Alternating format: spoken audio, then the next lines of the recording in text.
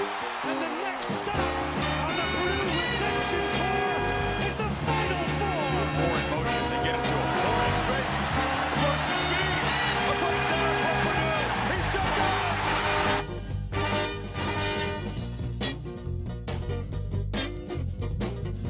Hey everyone, welcome back to Wash Spoilers. Today we're going to be going over some way too early basketball schedule predictions and starting lineup projections for this upcoming season. First, I'm going to pass off to Eich to go over some recent news. Yeah, so actually just breaking about 2 to 3 hours before we started recording this, Athletic Director Mike Babinski is set to retire at the end of 2026. So he's been our athletic director since 2016, so going on to his 10th year now. And then really just some kind of highlights under his tenure since he's been AD. Speaking about football, he hired Jeff Brom, so great hire there. In the Jeff Brom era, obviously won 2 bowl games, the Foster Farms Bowl after the 17 season and the Music City Bowl after the 21 season. After that, in 2022, Purdue claimed a Big Ten West Division Championship and made a Big Ten Championship game appearance. Obviously, after that, it didn't go as well as it started, but responsible for hiring Jeff Brom and for the Brom era, so great job there. Another thing with football is during that Brom era, 3 wins versus top 3 ranked opponents. So in 2018, you have the Tyler Trent game versus Ohio State. They were ranked number 2 at the time. Then in 2021, you have versus Iowa when they were ranked number 2, and then versus number 3, Michigan State as well. So some good wins there for Purdue football, some highs that we haven't reached really since or hadn't reached for quite a while beforehand. So in terms of football, obviously ended shaky, but at the start, made a great hire with Brom. Going on to basketball, obviously, this is where it seems he truly shined. 2024 Final Four and national championship appearance, 4 Big Ten regular season championships, 2 Big Ten tournament championships, never missed an NCAA tournament, which I'm not sure how many Purdue athletic directors are able to say that. So in terms of football, didn't end well, but in terms of basketball throughout his entire tenure, his first tenure, that 16-17 season, Purdue won the Big Ten regular season title, and looks like he's going to go out on a Big Ten tournament title and Elite Eight appearance. So obviously we'll kind of know more in the next upcoming days of what's going to shake out with who's going to be next. It seems like he's going to finish this year, so maybe we'll have to wait a little bit longer. But yeah, congratulations on the retirement to him, and excited to see what comes next for Purdue. I've been seeing some stuff on Twitter. I feel like a lot of negativity. I think you were saying this too. I'm just curious, I guess, because it's like this. You would argue this is Purdue's like golden era for basketball, and for basketball or for football, which I guess just has a bigger audience. Not for a Purdue school though, which is mainly a basketball school. He's been questionable, but I mean, Jeff Brom, one of our best coaches, is just best, especially for us when we were at Purdue, is probably the best time to be at Purdue for football. And then, I mean, obviously Ryan Walsh is an obvious failure of a hire, but then Barry Odom, I mean, you can't say he's a failure yet. I mean, there's definitely a chance he could go 2 for 1 on hires, which I don't think is bad for a Purdue program that is not a football school. So I'm curious if his legacy, looking back in like 20 years, people are going to be a little bit more positive about it, because I'm kind of surprised a lot. I would never have thought people didn't like our AD until I saw today when he retired and people were acting as if it was the best thing that happened to us.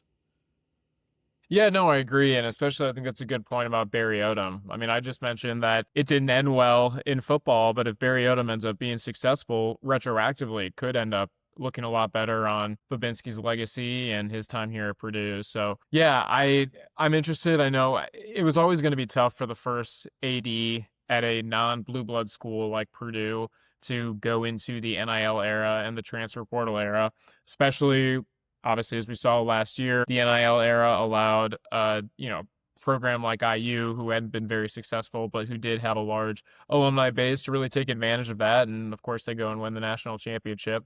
So it's always going to be kind of like how, it's kind of like how Barry Odom's always going to have the Kurt Signetti thing hanging over him, and it's an impossible standard to probably meet.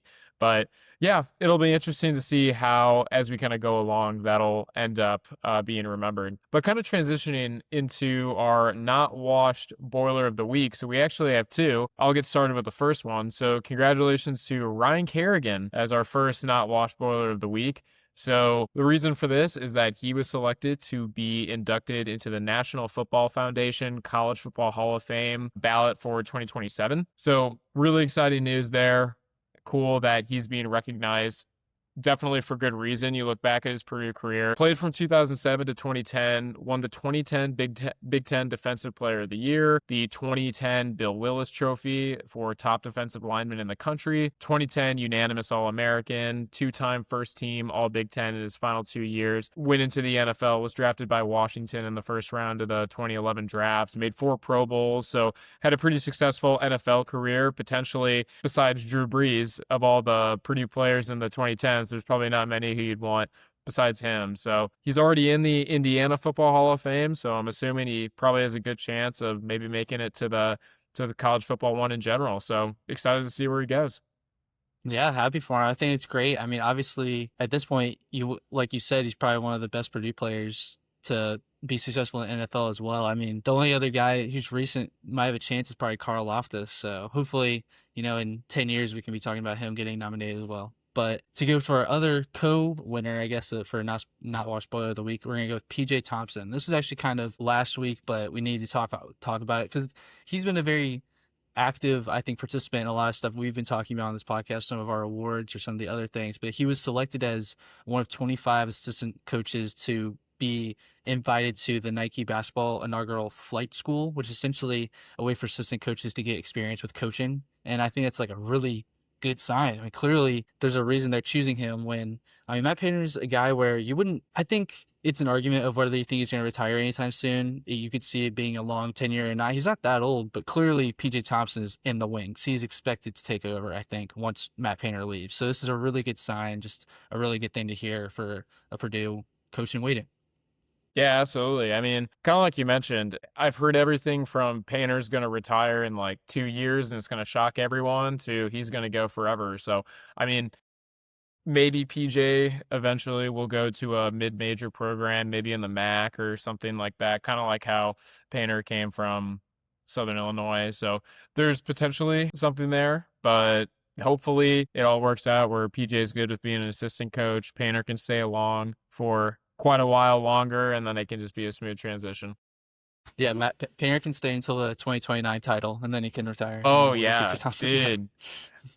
That's what I've heard. So the 2029 title is great because one of the things, I can't remember, it was a former player where he kind of like alluded to the fact that if Painter wins a national championship, or maybe just Painter in general, is closer to retirement than people think. So if he wins, when he wins that national championship in 2029, that's going to be pretty impressive, and it might be easier to walk away once you've accomplished that. I'm going to be sticking on that for the next 3 years. I'm going to bring that up every podcast. So we're predicting it for 3 years out. I don't care. I'm predicting it. I have 3 years to be proven wrong. Yeah. In May 2029, or actually, I guess April 2029 is when people can finally say whether I was right or not. So hopefully we just called it early. We just got to manifest it. Keep on believing. So moving on to our last bit of recent news, and this was also something that got, I think, announced today. Braden Smith's doing a Pacers workout for their draft picks, even though I will say this is the thing, they don't have any draft picks in the upcoming draft. So if depending on how good Braden Smith is and all the other players you look at, maybe they'll trade up. But I think it's a bit of a pipe dream that the Pacers are going to do. They've seemed, as a Pacers fan, they seem pretty set with the team that they have. But some interesting things about it is that the most recent Purdue player to play for the Pacers was Brad Miller in 2003. Dakota Mathias played for Nosville Voom. And then the most recent one, Lance Jones, was actually part of their Summer League roster. I remember feeling this exact same way when Lance Jones got to work out with them. I was like, oh my God, he'd be perfect. But before we go on to our next section, I actually kind of have a good question about this. We did dream fits for all of our NBA players. And I kind of, as a Pacers fan, I obviously want as many Purdue players on my team as possible. I know maybe as a Bulls fan, you think guys should run away from the Bulls. But for me, I'm a bit pro of having Purdue players on my team. I actually don't really see the fit with Braden on the team. Obviously, I think Braden's an amazing player. He's a great passer, and Pacers kind of known for playing with an elite passer in Halliburton and kind of McConnell to an extent. But we move way too fast for, I think, the way that Purdue and Braden played. I mean, you go back and look at a lot of games we played, we are bringing the ball at the court at a snail's pace most games. I just would be very interested to see if Braden could, adapt to that style. I think with Braden, the best fit for the Pacers would just have to be, you have to hope that he learns behind Halliburton. And obviously Halliburton probably has 6 inches on him just in terms of height. So that's going to always be a difference in play style there. But Yeah, I could see it being really interesting. It'd be cool to have a Purdue guy. I know in that 22 draft for a while, it looked like Ivy might end up at the Pacers, and I remember people being pretty excited about that. But what I will say, because you mentioned the Bulls, is do not fear if you don't have any second-round draft picks because someone's owner might just sell one for cash. Believe me, It's we've done true. that. Cash considerations. I'm pretty sure someone has a Bulls podcast that's called Cash Considerations. Like, not It's even awesome. joking about that. So I think it was Jordan Bell who ended up. We sold it to the Warriors, so he got a couple rings out of that. So maybe he should. I don't know. Should be Maybe thanking Jerry maybe we Reinsdorf there, as but I don't know. Purdue Pacers fans can raise the money to buy Braden Smith for the Pacers. Can we buy a pick so that the Pacers have to pick him? That that's a good idea. Honestly, I mean, you'd have to get that in writing somewhere of like, you Yeah. have to do this. I think there was some guy, Kyle Korver, back in like maybe '03, Uh, where he was like traded for a printer or something That's like one. that. That's Like the awesome. money they used to get him was like for a printer. So maybe this can be like the natural evolution of that. Or you just got to start the wash boilers, get Braden Smith to Indiana Pacers fundraiser. So I don't know. We We're gotta gonna get the have to plan motion. that. We'll get in the future. We'll get the motion to be able to orchestrate that, but not. I don't know about right now. But we'll take a quick break here before we get into our next segment, which we're gonna do some non-conference, so way too early schedule predictions. But we'll be right back. All right, so in this next segment, we're going to be going through Purdue's recently revealed non-conference basketball schedule for 26-27 and just giving our prediction for each game. So starting off versus Gonzaga on November 2nd in Las Vegas, a neutral site. Justin, what do you got?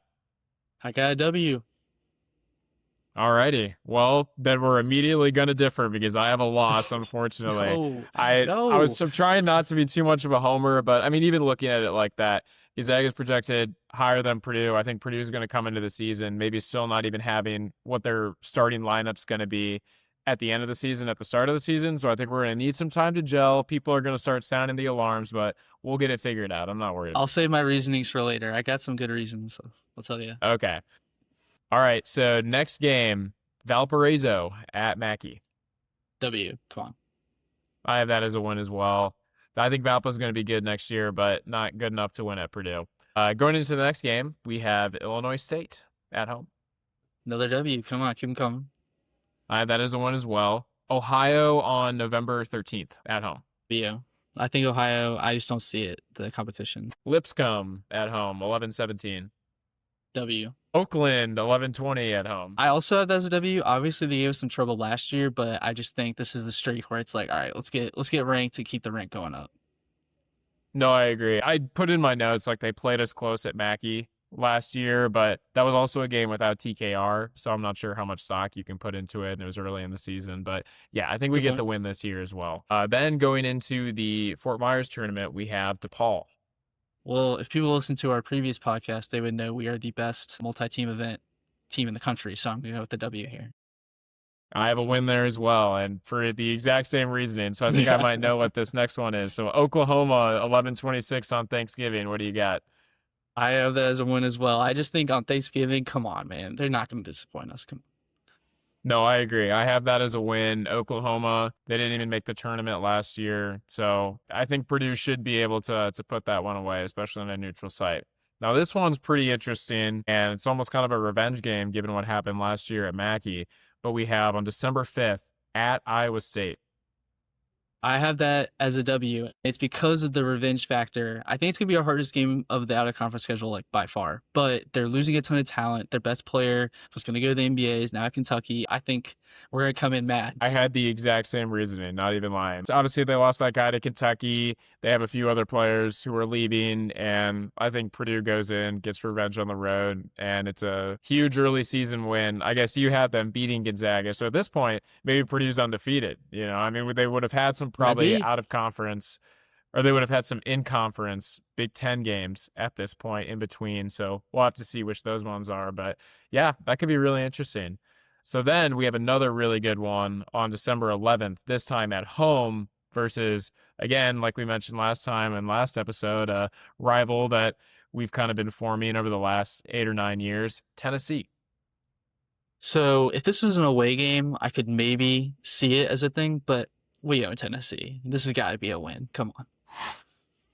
I like the confidence, but unfortunately, I have this as a loss. I feel like you have to give them something eventually, and No. I hate to do it, but they had a pretty good portal class this year. Again, saying pretty good portal class for some teams you end up your Michigan, some teams you end up in your IU. So that really doesn't mean anything right now, but I do trust Tennessee. They've made 3 straight Elite Eights with some pretty different rosters and not even always being a super good seed in the tournament. So I unfortunately I think that they pull this one out and we're gonna have a long off season and during the season of hearing from Tennessee fans for a while. Going after that, we have a hypothetical game. Actually, we have the Indy Classic on December 19th. It's going to be in Indianapolis. Hopefully we go, but we don't know the opponent yet, but I'm still going to ask you, who do you got winning?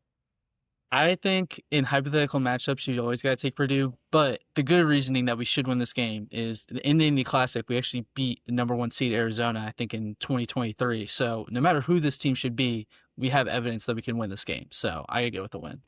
Yeah, I agree. I mean, obviously it's going to be in Indianapolis, but this is going to be a pseudo home game for Purdue. And, now that there's a Purdue in Indianapolis, which is still a part of the main campus, it is just a home game. I mean, we don't have our own arena, but a lot of teams don't play in an arena on their campus. So home game, I'm going to call it that now, and I think we get the win as well. So then our final non-conference game of the season, 12-21 at home, Cal Baptist. I hate to say it. No, I don't. We're going to win this game. We're winning this game. I have full confidence. I also think we're going to end up winning this game. So my final record I have is 9-2 out of conference. What was yours? I have 11-0. I think it's and we could talk about this more, but I don't see the difficult. I mean, we're so good out of conference early in the season, even in our worst years when we're 8-3 out of conference. That was a team that I think probably will be better than this year. So I have full confidence that we're going to be able to win these games. Yeah, you look at it, and there's no game like last year where you kind of circled it, and it was at Alabama, and that was going to be like, whoa, this is a huge game. Maybe you look at the Texas Tech game as sort of similar to that, but again, it was going to be at a neutral site and in an event type that we usually do pretty good in. I gave the 2 losses just because I think that this team might need a little bit of time to gel. You look at a team that some people have compared this one to, that 2018-2019 team, which ended up winning a share of the Big Ten. That was the Carson Edwards run eventually. That team started out a little bit shaky, and then they really turned it on in Big Ten play. I think we could see something similar with this team just because we have a lot of young guys, and unlike the 22-23 year, which was Edey's coming out year, and Braden and Fletcher really coming into the scene as freshmen, along with TKR in his redshirt freshman year, we don't, as of right now, have that Zach Edey. And I try to look at the roster and see where that would maybe come from, but I think that and Zach in general just kind of allowed that team to get ahead of where it probably should have been had he not taken that leap. And I think that's our team right now is going to be closer to basically what if Zach didn't end up becoming one of the best college basketball players of all time. Still good, but maybe it takes a little bit to gel. My argument would be, I think we've reached the point where I believe the system, like in the last 5 years, we are, I think, 51-4 out of conference. And that's including seasons where, we play really hard teams. Like if you compared this to any of our schedules of those 5 years, I think this is probably the easiest, if not maybe the second easiest. And so that makes me think, like, obviously we have question marks going into the season. We have question marks going into half the seasons that we talked about where we went 11-0 or 10-1. And I can see us dropping a game for sure. Like Gonzaga, Iowa State, and Tennessee are the 3 that you really look at to see the difficulty. But all those teams have question marks the same kind of way. And we've shown in the past. I mean, Iowa State obviously beat us last year, and so that's the one I'm most afraid of, like I said. But I mean, Gonzaga and Tennessee, we own, frankly, to an extent, and I think that continues now. I see how people could be down on it, but I see us continuing this kind of like dominance that we've been on. Yeah, no, I could totally see that as well. And I think even the ones that I picked as a loss with Gonzaga and Tennessee, I think those are still both coin flips. I mean, Yes. we could see Purdue come out in Vegas and look like barn burner and everything looks amazing and people are already saying, oh, we counted Purdue out too early. But yeah, with that, I think that there's, kind of a lot of interesting points both sides. Let's hope that it's more so like yours instead of mine. But either way, I think that we'll still be pretty good no matter what. We'll be ready going into Big Ten play because I think that even though it's a little bit of an easier schedule, it'll still be difficult enough to get us ready. But with that, I think we can wrap up and then we'll move on to some starting lineup projections. Okay, so we're going to go through some starting lineup projections for this upcoming season. Ike, do you want to go first with these?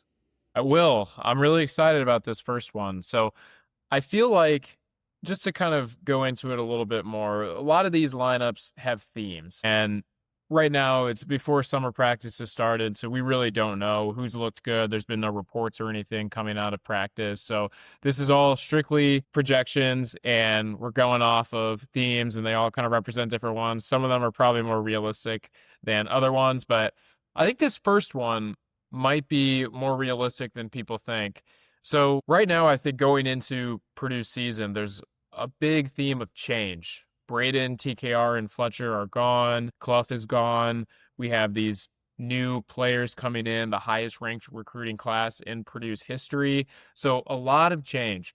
So my first lineup, we have Luke Girdle at the 1, Jacob Weber at the 2 shooting guard position, CJ Cox at that 2.5 combo guard role, power forwards Caden Pierce, and then the center is Daniel Jacobson. So we're talking about change, but then we look back at this lineup. Luke Girdle at the 1. Okay, so Mr. Indiana basketball point guard. All right, I feel like I've seen that before.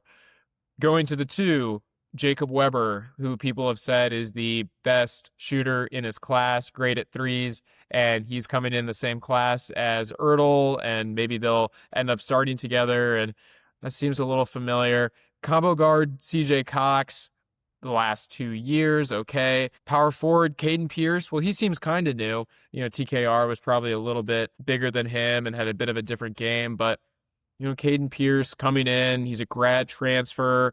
Feel like we've seen some of those before. We don't take the non-traditional guys. We only take the, guys with the 1-year eligibility left, like Clough and Lance, and that seems a little familiar. And then we have Daniel Jacobson, the 7'4" center, which I feel like everyone knows we've seen that before. So this lineup is the nothing ever changes lineup.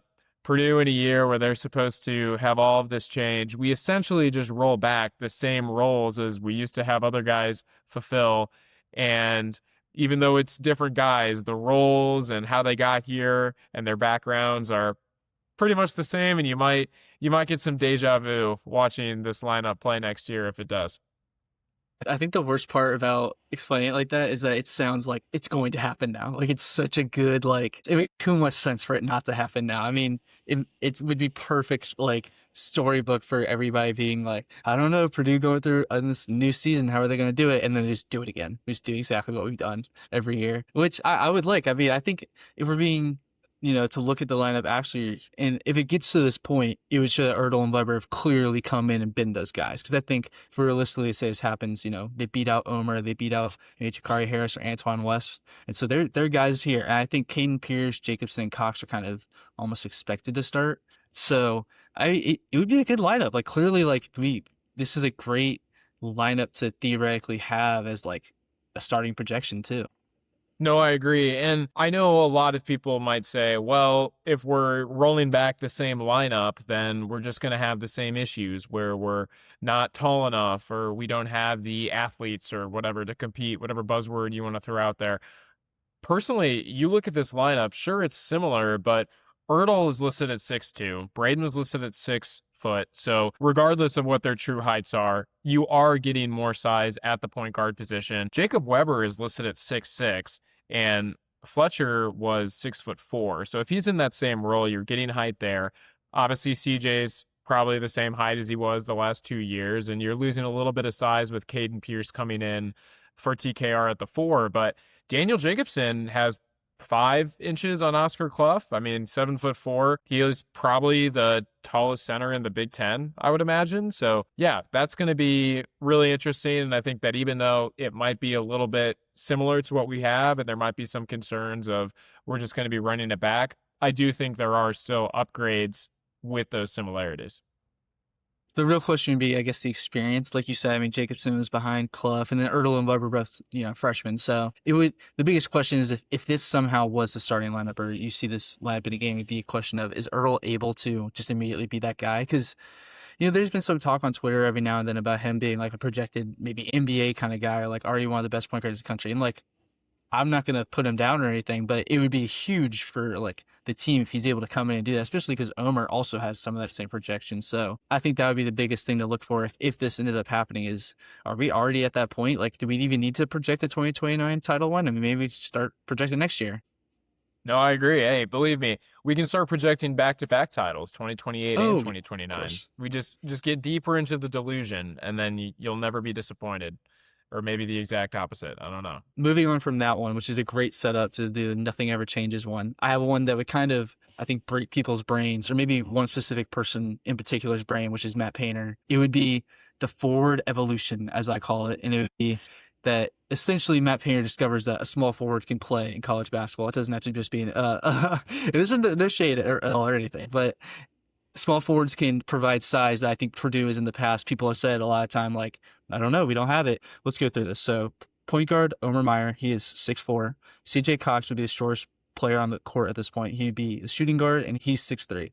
Then you have Caden Pierce. He'd be coming in. He'd be the small forward in the situation. He's 6'7". Burgess would be the other forward. And so essentially a guy who I guess usually doesn't play in that position. He's 6'11", and that'd be kind of different for him, different from the team as usual. And then obviously if Jacobson at the center is a 7'4". So huge lineup. I mean, and I think it's honestly a realistic thing that you probably will see have on the court at one point this season. I mean, how realistic do you think this could be for the team? Well, if we get into a matchup like we did against Arizona last year, where we started playing Clough and Jacobson at the same time to try to match their size, if some team in the Big Ten, or if we're in the tournament and we just really need to grab a rebound or we need to do anything like that, I think that's a very viable lineup that we could run. I don't think it's going to be probably the most used lineup, just based on kind of like the entire premise of it is that Painter would have to kind of change that system and the 3-guard lineup that he seemed to like to have run for the past decade or so. But I think it'd be really interesting, and I'm curious. I'm glad that we're doing this, because I feel like now whenever a different combination's on the court, I'm going to think about it a little bit more and say, oh, this is where this is actually being used. But I think it's a pretty good lineup, honestly, and I think in certain matchups it could be really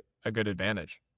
And that's like the thing. I kind of would love to have another episode or something where like we just go through and have names for like every kind of lineup that could be on the court. So it's like we can then after the game be like, all right, well, our forward evolution lineup actually was awesome this game, so maybe we need to keep doing it. But I think, like you say, I've said too, is that it would kind of require a different philosophy for the team. But I mean, obviously, Matt Painter has his style. I do think he's obviously open to changing. I think the more PJ Thompson clearly has affected this offense, I don't think he's stuck in an old way. I'm sure he wants to innovate, and maybe this is a new innovation, is that we start a forward that usually is a guard spot. My interesting thing that I have with it is we kind of already, in a sense, I don't want to say have a forward on the court, but use them as a forward, where usually the point guard uses the ball so much. When like Colvin and Heidi were on the team 2 years, or whenever they were on the team, I think the common joke was that I used to make was that they never dribbled and they never even could bring it up the court.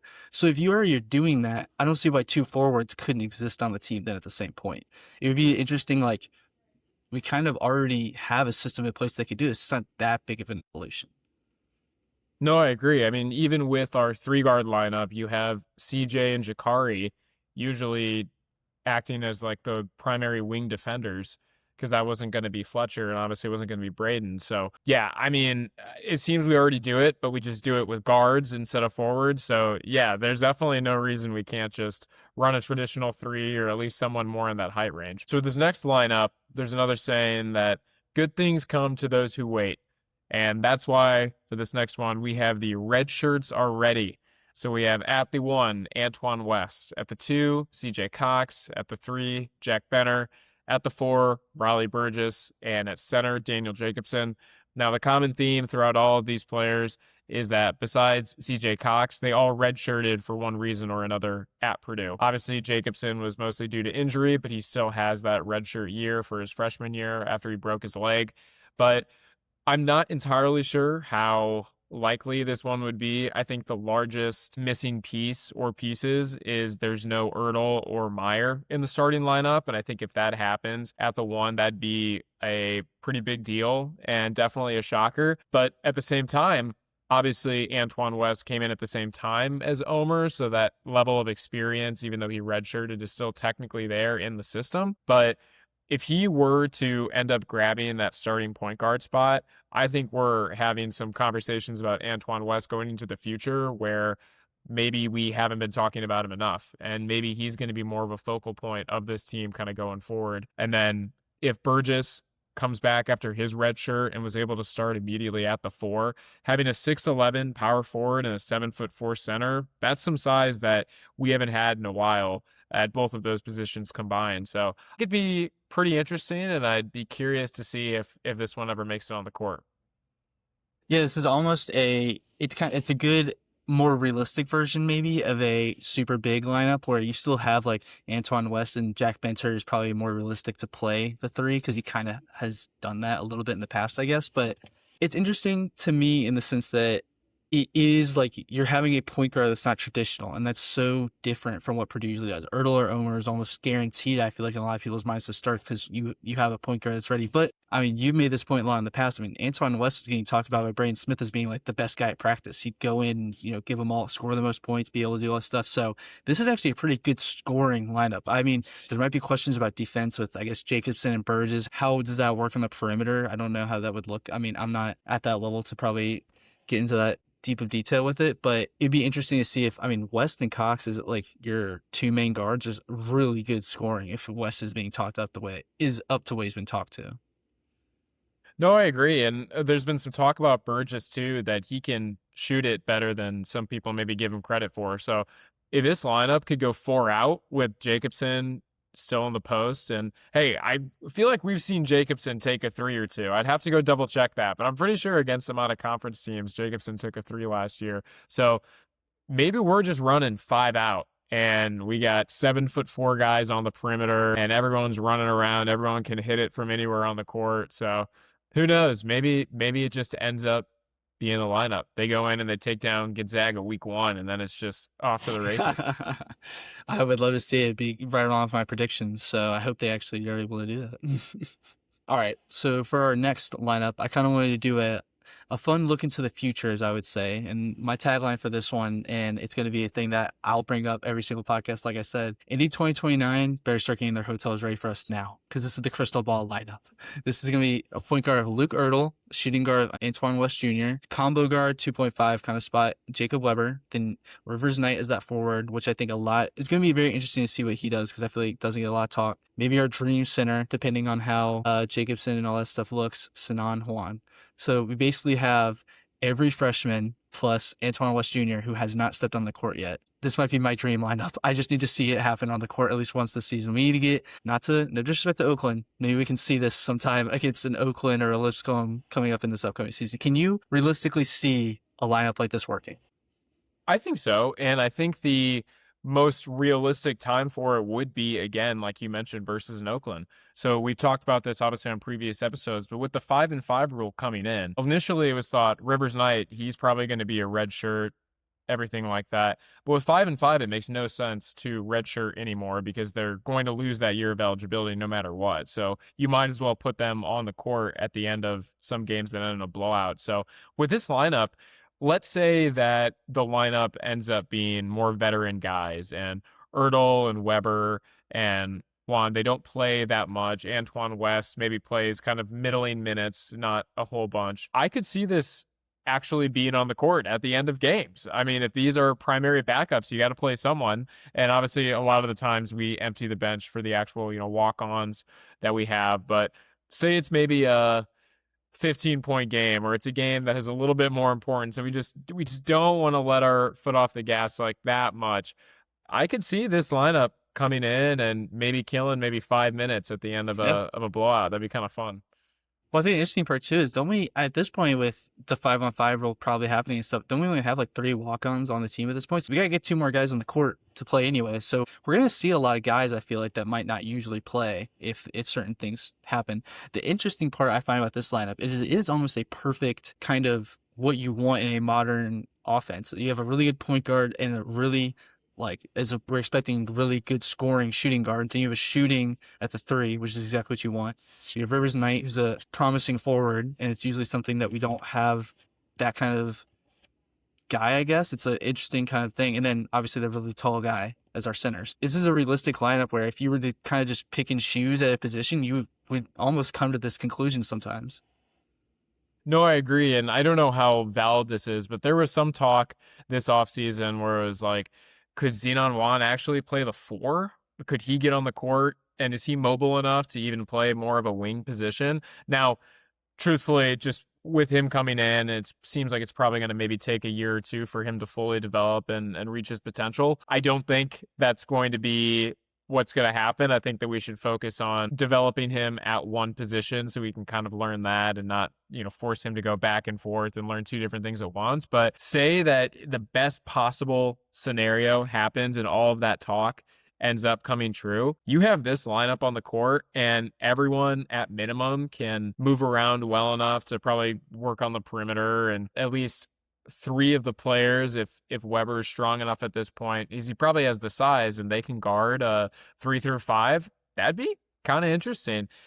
Maybe not the 5 for Weber, but if both Knight, if both Knight and Xenon Wang could do that and also guard 4s and 3s, that'd be pretty cool. And I think defensively even, this could be super, super fun. You have a good tangent for this where I saw a thing recently about, it was going about how Jacob Weber is like the best shooter we've seen for a Purdue team or something. And then the quote for Sinan, and I'm interested to see what you think about this. So it was basically saying the best thing about him is he doesn't know how good he is yet. And so I think if I'm interested is like, if you were to tell me about someone, I'd be like, what does that even mean, dude? Like, how is that like a entirely good thing? And that's why maybe that is a thing where he's just 1 or 2 years out from actually being a realistic player to get on the court for some things. But I didn't know if you thought that was a little bit of a interesting thing to say is your favorite quote about a guy. It's interesting, but the way that I kind of interpret it, and I could be way off, is it almost seems like it's saying that his skill is already there and he's actually more ready to contribute than what someone might think. But it right now is just a mental game where he's not fully aware, like, oh, I can just like go and do this. And the game isn't coming as naturally as it probably will once he's older. And then once you put that, physical ability with the confidence and mentality on the court, he could be a really special player. So I guess if you're looking at it at the best possible way of what that quote could mean, I think that could be that. And he just needs to get over a couple mental hurdles and get more confident against higher competition. But yeah, I don't know. It is interesting. I think it is a good kind of comparison between, Jacob Weber and he's the best shooter in the country, and then Xenon Juan just doesn't get it yet, but he will. Yeah. I mean, it's not, saying like he's the best shot blocker. Like, no,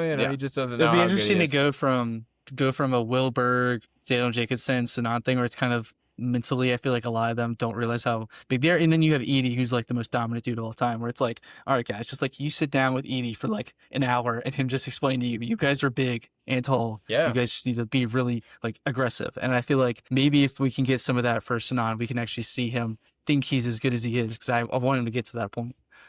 Or even get TKR in there. I mean, TKR listed at 6'9", maybe he's more like 6'8", and he's playing the 5.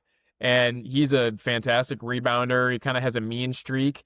And that was something he had to develop as well and learn how to kind of use that and keep it contained in some instances. So, yeah, we got to get some of the veterans back. I know they have some guys come and run some practice. I know Edie's been back a couple of years to do some run there. So we need to get the guys back. We need to have them sit them down, say, hey, listen, this is what I realized when I was a junior. I'm telling you, and you're a freshman, and sky's the limit after that.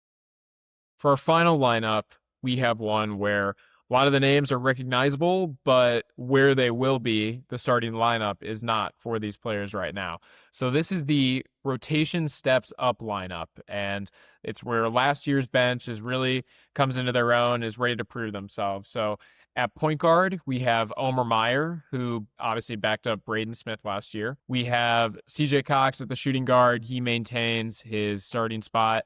At the combo guard spot, we have Jakari Harris. He was usually the first sub off the bench for CJ, so he slides into the starting lineup there. At power forward, we have Jack Benner, the brothers backup of the year winner to TKR. So he slides into that starting 4 spot. And then, of course, we have Daniel Jacobson, who would usually come in for Clough at the same time that Jakari would come in for CJ. So pretty much all of last year's backups kind of step into their own and take over that starting spot. I think that this is the most linear projection. Obviously, we have the Nothing Ever Changes one, which seems like it's pretty linear. But in terms of the 25-26 team being a direct continuation into 26-27, this is probably the one where, okay, it's going to be the most recognizable for fans. It's just going to be all the guys who saw off the bench last year are now in the starting lineup, and we'll have to see how they do. It's interesting because I feel like the only thing stopping this lineup from being the starting lineup is if Pierce is just not that good coming in. If he came in and it's like, oh, he was playing at Princeton and it just didn't work out the same as when you get to the Big Ten. But I mean, if that happens, I feel like this is like almost a 90% chance of happening, because realistically, you obviously want the guys that we have coming in. You want Antoine West to get his chance and stuff. But like, these guys have actually like played in games that were important and, you know, got us to good points. I mean, it's in terms of, like you said, linear. We're losing, you know, 4 of our main dudes from last year, and now we're just asking the next 4, hey guys, come on in and step up. Yeah, no, for sure. And honestly, subbing Benter for Pierce, this is my starting lineup projection for next year. I do think it's going to be the veteran guys, at least at the start, like we mentioned with the non-conference predictions. Like the lineup against Gonzaga might not be the same one that we have on senior night and going into the tournament. So I could really see this just because they're veterans. They've been in the system longer. Maybe they definitely do have an advantage going into the summer in terms of grabbing these spots and being ready to go right away in a couple of weeks. But yeah, no, I think it could be interesting. And what I will say is that if this is the lineup, would you be disappointed? Whether it's Benter or Pierce at the 4 spot, would you be disappointed just because it means that none of the newcomers were good enough to take a spot? It's a good question because it makes me think that Matt Painter, I would be questioning if Matt Painter's being too generous or too like loyal to the guys who are here. And that's where I think the disappointment or like doubt, I think, we creep in, where I'm like, I trust that these are the best guys and I trust Matt Painter to pick them. But at the same time, it's so loyal to the guys who were in rotation last year. I'm like, are we sure, you know, Antoine West or even like, I mean, Weber, if we need this lineup honestly probably needs a little bit of shooting besides maybe Benter. I mean, are we sure he doesn't fit in better than Harris or something? So maybe I'd be a little disappointed because I want some energy or some new stuff there. But I think I would trust Matt Painter enough to be like, all right, I guess it makes the most sense. Like I think that's where I would come at to it. No, I agree. And I think another thing would just be, yes, obviously, this doesn't necessarily mean the new guys can't do anything. It doesn't mean they're not very good. You could also look at it with the glass half full point of view and be like, our development system created a team last year that was all pretty much the bench that we had, and now they're a starting lineup in the Big Ten. And if they keep on starting together, it means that they're successful in these games. So I think there's a lot of different ways to look at it, and it's kind of interesting to see where it goes. My interesting thing too that I would want to ask you is, would you almost prefer there to be a mix of new guys in there, for the fact that clearly this is like a very experienced team, and when you go to the bench, besides Pierce, who would I guess be on the bench in this scenario, you have a lot of young guys. So we get into a situation, you know, when we play a team, we get to our bench and then we start losing leads because the guys just aren't experienced or don't have anything. That's why I kind of like the thought of having, you know, Ertl or Weber or Antoine West in the starting. So then you have a Omer or Jakari coming off the bench. It's like, dang, this dude knows he can lead that whole unit off the bench. I almost want I want to get excited about the 6th man, because it's like that's the guy who's leading our bench unit every time we come in from, you know, second quarter and on. No, I definitely would. I think that I almost treat the 6th man as a extension of the starting lineup. I mean, there's an award for 6th man of the year for a reason. And I think that whether that's someone who is more experienced, if we start a starting lineup and can maybe steady the ship, maybe you think of a Mason Gillis in the year we went to the national championship game when he would come in for TKR, and you had a little bit more confidence with free throws and things like that, to where that could be a benefit. But at the same time, if we do end up going with this veteran starting lineup, just for the sake of their development, there's going to have to be times where maybe someone's in foul trouble and you do have to bring in a Luke Girdle, you do have to bring in a Weber, and they're probably going to be who the other team tries to target, especially if it's a high stakes situation and they might think, oh, well, it's a freshman, they're not going to be able to be ready. So I think it's going to be a great experience all around. That's actually a great point. I actually do think there's a valid argument to be made that maybe just having the backup lineup essentially be a bunch of new guys, you're kind of throwing them to the fire too, to be like, hey, you guys are going to have to lead. One of you is going to have to figure out who's the leader of this team, of this backup unit, essentially. So that could be interesting. I think there's a lot of ways to go with it. What I'm excited for is that we just went through 5 different lineups. We could probably do 5 more, maybe unrealistic ones, but there's so many guys on this team. Like, this team is going to be it's going to be hard that some guys probably not going to get to play that. Like, last year, I guess there wasn't, maybe besides Antoine West was really the guy you'd be like, I wish he could have played, or like he could have maybe had a spot. But I feel like it's going to be tough. There's going to be 3 or 4 guys who just aren't going to get the minutes that they probably deserve to have on the team.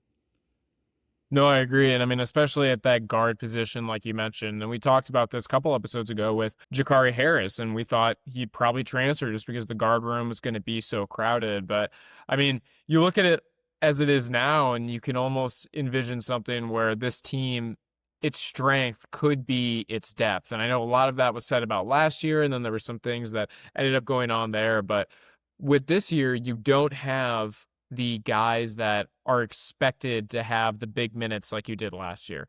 Last year's depth was really only contained within the combo guard spot and the center spot, really. And that was going to be the strength because Braden Fletcher and TKR were going to be on the court for at minimum 30 minutes a game. For a guy like Braden, it was going to be more so like 36 to 38 once the season really got going. So sure, there was room for depth, but Omer Meyer was at going to get 5 minutes a game, max, being the only point guard.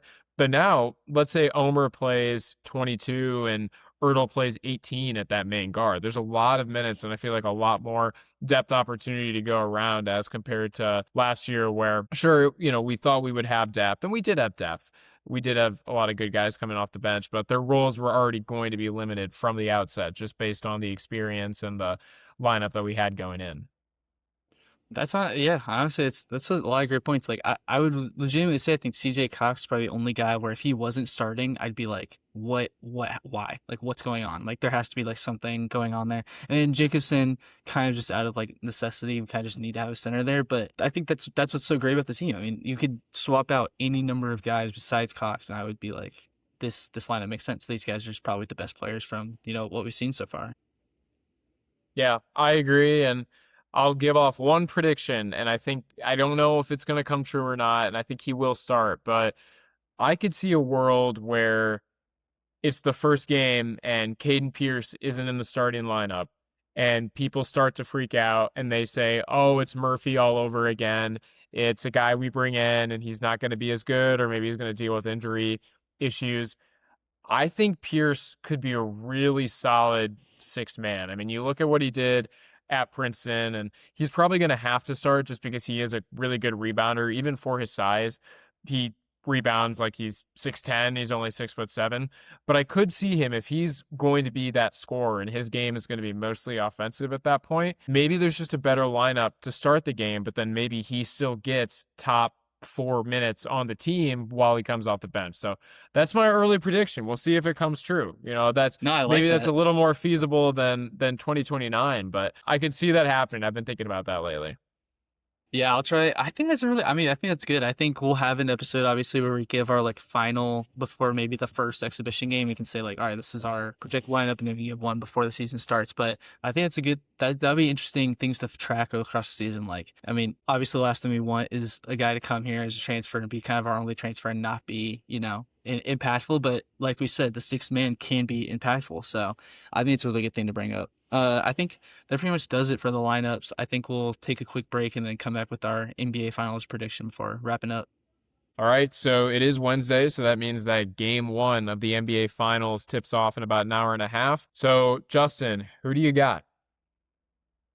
As much as I hate to say it, I am a Pacers fan at heart, and I hate the Knicks. I've been raised the Knicks from dad, who's a Pacers fan, grew up with Reggie Miller, hating them and, doing the choke sign against them. I honestly do see the Knicks winning this.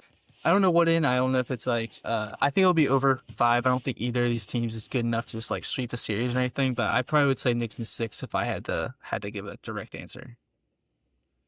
I mean, I guess we disagreed enough on the out of conference stuff to where the fact that I'm about to agree with you for the team who wins and in the number of games that they win it in, I'm going to go with it. So I also have Knicks in 6. I don't think the Spurs are going to be able to survive the non-Wemby minutes. I mean, Yeah. I would watch the Western Conference Finals, and when Wemby came off the court, obviously there's a lot of good PR for Luke Cornett right now because of his chase down block or whatever, but that is not, yeah, exactly. That is not usually how he plays. And, they missed their shot at grabbing another 7'4" guy who had been great at backing up Wemby, but I'll let that go for right now. I don't know. I think that Wemby's clearly, obviously, the best player in the series. He's the best player in the world at this point. I think this playoffs has proven that. But you look at some of the games against OKC, I think it was game 5, Wemby wasn't very good. And I don't want to bet against him. I think that maybe in 5 years, he'll be just better conditioned and ready for a longer grind. But the playoffs are really long, and there's a little bit more time off between each finals game. But if he has a bad game, I don't think that, as good as they are, Harper and Castle and Fox can combine to win you a finals game if even just one of the New York Knicks players are doing good. I mean, if Brunson has a great game and Wemby doesn't have a good game, I'm taking Brunson over any of the Spurs guards, to their credit, because they're in their first and second year, and obviously Fox is a little bit older than that, of course. But I mean, besides Wemby, who himself is in his third year, I'm pretty sure. So they're ahead of schedule. And the argument's been, are they the 90 Bulls who lost to the Pistons in 7?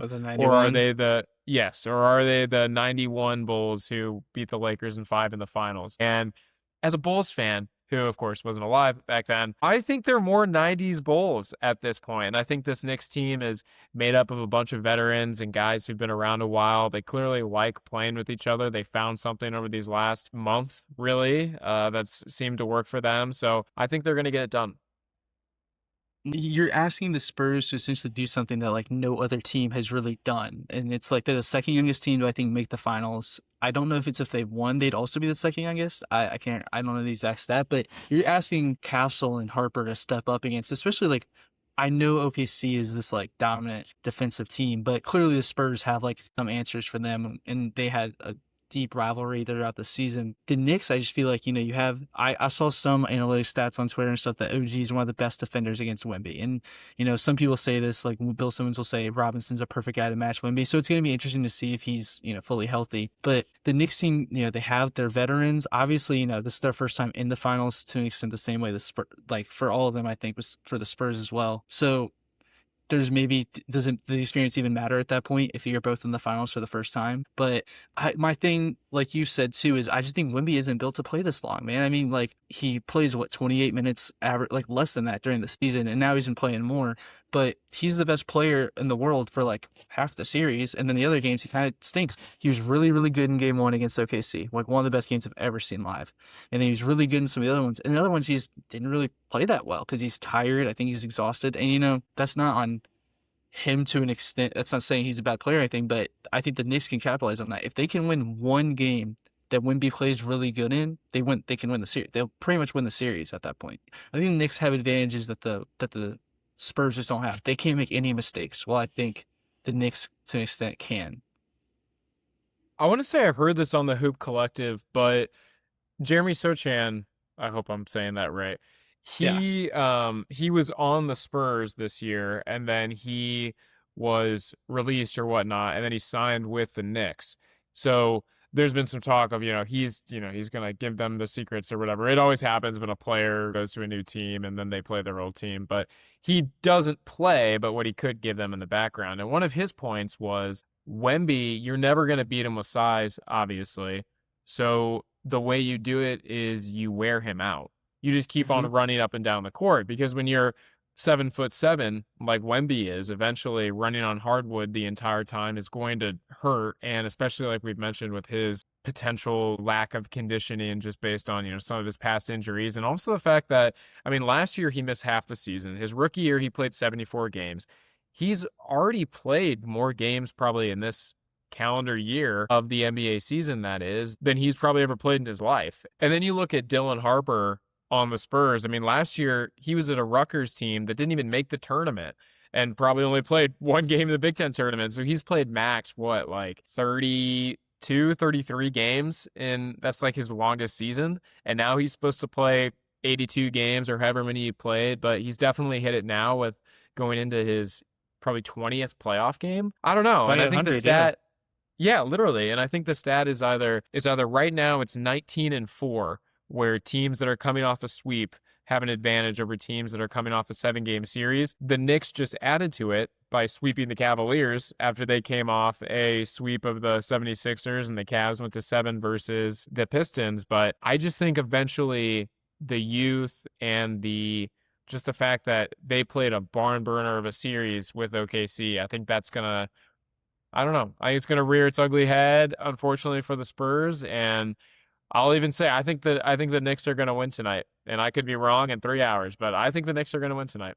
Yeah, maybe we'll do an emergency pod just to say that we were both wrong. But I feel the same way. And like, people are going to point to the fact that the Cavs weren't that good, the Sixers weren't and they got to dodge, the Pistons and the Celtics. But like, if you look at some of the stuff for the season, I think the East had was equal with the West in wins, like against each other throughout the season. Like, I don't think the East is so much worse than we make it out to be. Of course, some of the lower tiered teams aren't on the same level as the worst team in the West is probably better than the worst team in the East. But I think like Detroit, Boston, Knicks, all those teams would have been just as good probably in the West as they were in the East. So I just think a lot of stuff's overblown. I think it's really hard to sweep two different teams, especially one like the Sixers, who came off having like the series of their lives. They're up and all, and then the Knicks beat them so bad that they fired the general manager after everybody was like, "Oh, we're saved." Like, he's definitely they literally had to get rid of him because they got beat so bad. And the Cavs, who just went to like 2 Game 7s, were like, "All right, like." I feel like they were kind of confident, and I think they are coming back to the same team, but they took their souls. Like, I mean, that was it.